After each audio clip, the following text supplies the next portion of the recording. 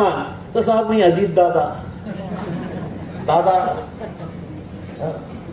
भगवान का रूप हासिल कर लिए है, जैसा दादा के साथ ऐसी किसी भी फोटो अगर आ गई तो बस गुस्ताखे रसूल से वो महाराज नहीं है, गुस्ताखे रसूल इस महाराष्ट्र सरकार का उप मुख्यमंत्री एकनाथ शिंदे भी है, जो जाकर वहां पर उनकी तारीफ करता है। और मुसलमान, वाह, नहीं, मेरा नेता शिवसेना भगवे झंडे लगाकर, मफलरा लगाकर घूम रहे हैं करके, उसमें सियासत अपनी जगह के ऊपर मेरे भाई, लेकिन अगर तुम्हारा ईमान ही पुख्ता ना हो तो तुम जिंदगी में कभी तरक्की नहीं कर सकोगे। सिर्फ गुलामगिरी, सिर्फ गुलामी करने की तुम्हारी आदत हो जाएगी करके। और ऐसे माहौल के अंदर मजलिस इत्तेहाद और मुस्लिमीन पूरी ताकत के साथ खड़ी हुई है। मैं एक बात, ये बहुत सारे लोग ये कहते हैं कि साहब वो टिकट का सौदा कर रहा है, बेचने वाला है, बेच रहा है। 1 रुपया भी अगर किसी ने मांगा तो आपके पास मेरा नंबर है।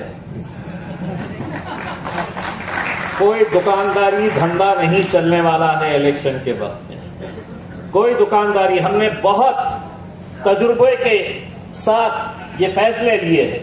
हाँ, यकीनन हमारे वसीम साहब, हम एक वेबसाइट तैयार कर रहे हैं, एक हमारी मेंबरशिप का ऑनलाइन प्रोसीजर हम तैयार कर रहे हैं। इंशाल्लाह अगले 8-10 दिन के अंदर वो तैयार हो जाएगा। आप लोग मजलिस के हैं, लेकिन आपका रजिस्ट्रेशन हमारे पास नहीं है। हमें महाराष्ट्र के अंदर देखना है कि कितने हमारे मेंबर्स हैं।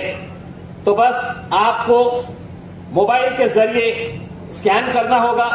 वो स्कैन करके आप अपना पूरा फॉर्म भर देंगे, उसमें आपको पूरी डिटेल्स देकर जो भी मेंबरशिप फीस पार्टी तय करती है, 10 रुपये, 15 रुपये, 20 रुपये, 25 रुपये, जो भी फैसला करती है, वो आपको ऑनलाइन डालना है, ताकि हमारे पास भी ये रिकॉर्ड रहे।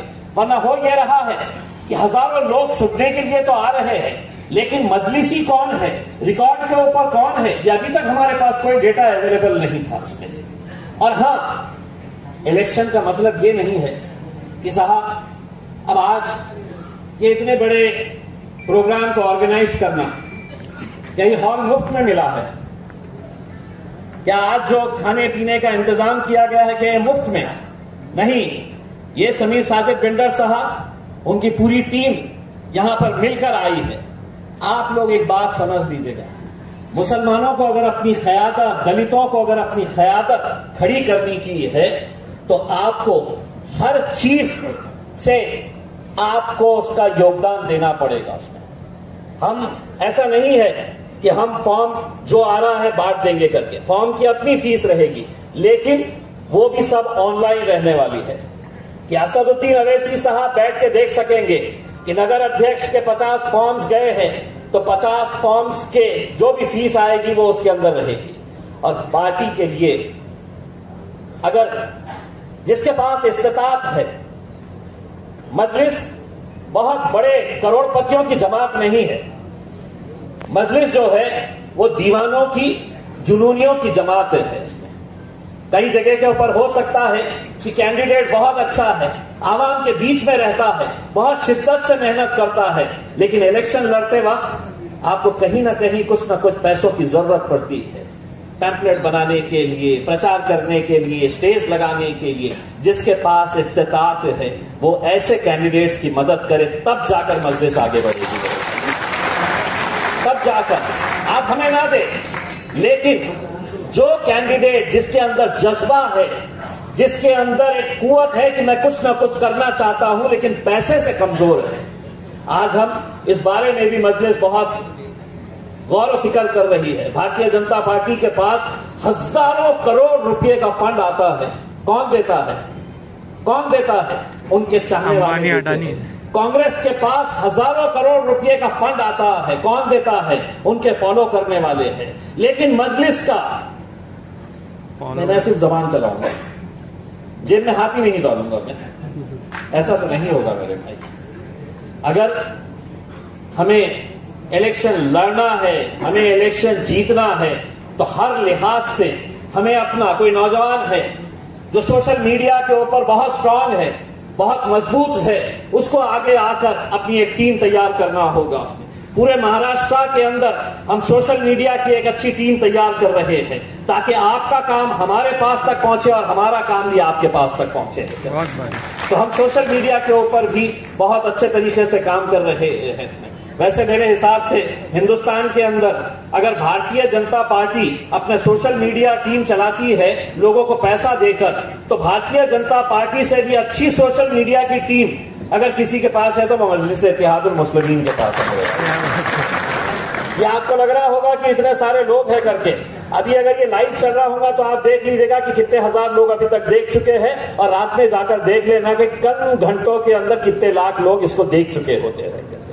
तो ये मजलिस की ताकत है, मजलिस के दीवानों की ताकत है जो आज हमारे साथ जुड़ रहे हैं। मैं एग्जीक्यूटिव कमेटी के तमाम जिम्मेदारान का तहे दिल से शुक्रिया अदा करता हूं, और एक बात ये कहना चाहता हूं कि बहुत जल्द जो एग्जीक्यूटिव कमेटी बनाई गई है उसके अंदर भी और भी फेरबदल किए जाने वाले हैं और कुछ अच्छे लोगों को उसके अंदर जुड़ाया जाने वाला है ताकि ये कमेटी और मजबूत हो सके।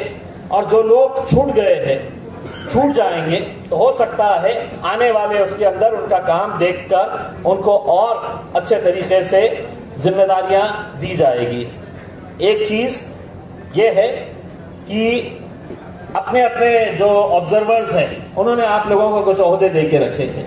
किसी को कोऑर्डिनेटर बनाया है, किसी को शहर अध्यक्ष, किसी को जिला अध्यक्ष, किसी को ये पद, किसी को वो पद, उन्होंने अपने तौर के ऊपर बनाए हैं। इसमें मैंने उनसे ये कहा है जिस जिले की जिम्मेदारी आपने दिए है वहां के जिम्मेदार इलेक्शन के दूसरे दिन जब इंशाअल्लाह हमसे मिलने के लिए आएंगे, आपने ये कह देना हमें कि हमको इस आदमी को जिला अध्यक्ष बनाना है, इसको शहर अध्यक्ष बनाना है, उसी दिन मजलिस का लेटर लेके चले जाना आपने। लेकिन नतीजे ही नहीं लेके आएंगे, लेकिन मुझे पद चाहिए, पद दो, पद दो, पद दो। कितने सारे लोग कहां कहां से सिफारिशें लगा रहे हैं कि मुझे ये बना दो, मुझे वो बना दो। क्यों? क्या आज यहां पर हमने पूरी बॉडी अगर बर्खास्त करे है तो क्या मजलिस नहीं चल रही है? मुझे पद देंगे तो ही मैं काम करूंगा, ऐसा नहीं होगा मेरे भाई। आप पद के हकदार हैं। मैं तो आपको ये कह रहा हूं कि इम्तियाज जलील, आपने ये दुआ करना, मैं ये दुआ करूंगा कि इंशाअल्लाह कुछ सालों के बाद मैं आपके बीच में आके बैठूं और कोई ना कोई यहां पर महाराष्ट्र के सदर की हैसियत से यहां पर आकर बैठे। ये जज्बे के साथ अगर हम सब मिलकर काम करेंगे इंशाअल्लाह मजलिस आगे बढ़ेगी।